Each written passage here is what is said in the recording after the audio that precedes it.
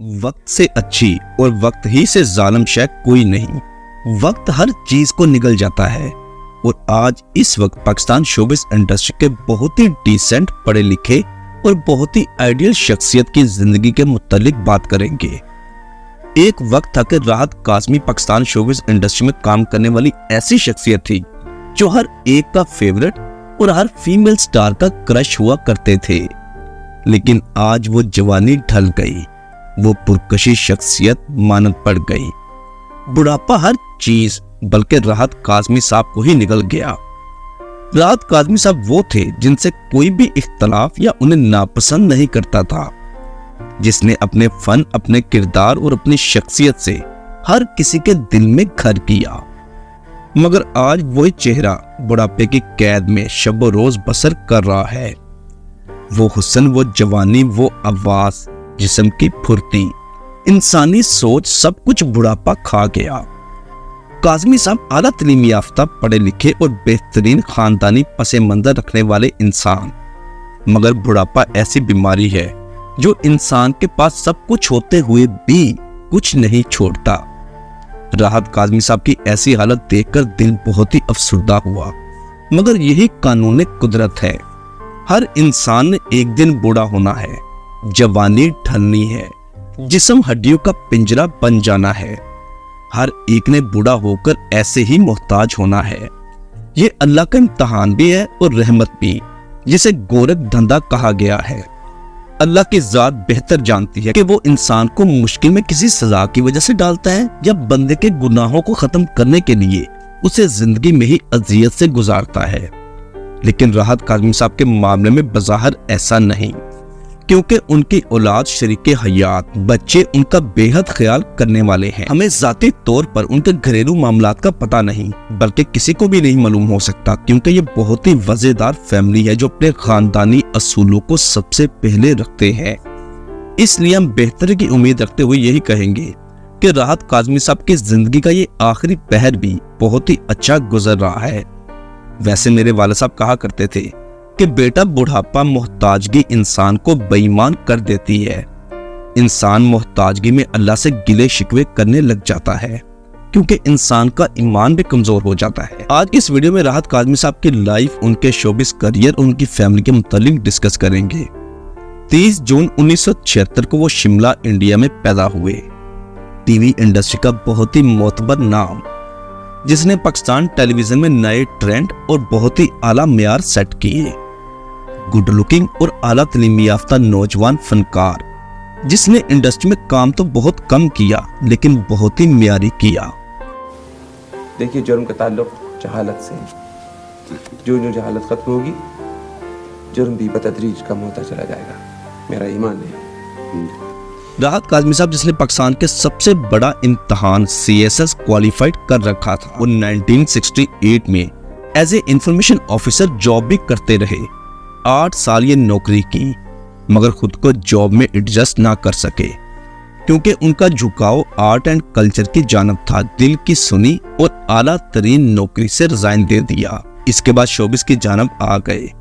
राहत काज़मी साहब के वालिद शिमला में बहुत ही नामवर वकील थे। जब पाकिस्तान मार्ज़े वजूद में आया तो इस फैमिली ने पाकिस्तान हिजरत की और रावलपिंडी में आकर बस गई।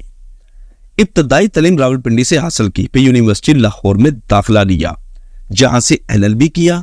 इसी के साथ साथ पॉलिटिकल और इंग्लिश लिटरेचर में मास्टर्स की डिग्रियां हासिल की। 1968 में सिविल सर्विसेज का इम्तहान दिया और क्वालिफाइड हो गए। फॉरेन ऑफिस में इंफॉर्मेशन ऑफिसर बन गए। 8 साल तक ये जॉब करते रहे। इस दौरान 1974 में सायरा कुरैशी से शादी हुई।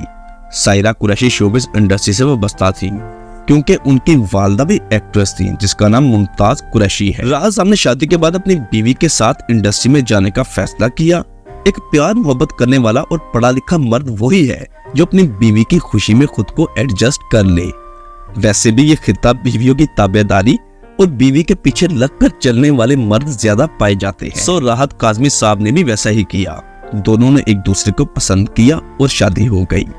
ये जोड़ी पाकिस्तान टीवी इंडस्ट्री की परफेक्ट जोड़ी साबित हुई।